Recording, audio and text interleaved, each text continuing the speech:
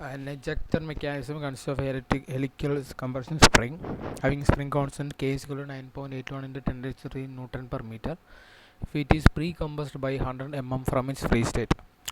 Okay, so if it is used to eject a mass of 100 kilogram that is held on it, the mass will move up through a distance of.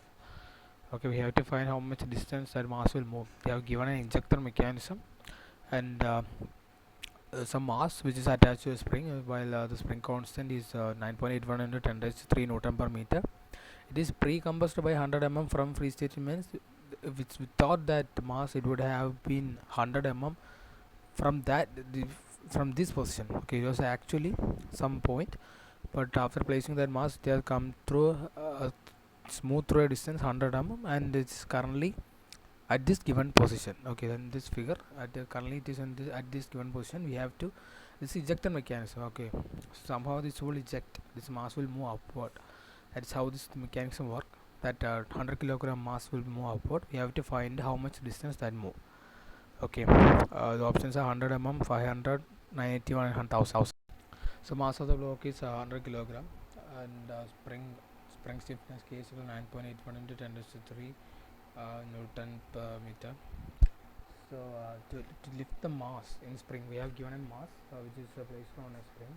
So basic equation, basic condition for in order to lift, basic condition should be that the spring force should be equal to the weight of the body.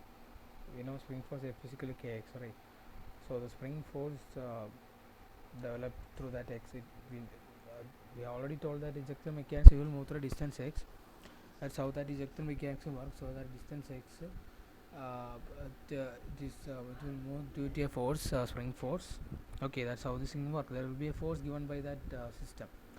So that force developed is F equal to kx, and that eject force should be equal to weight of the body. Only then the body will move upward.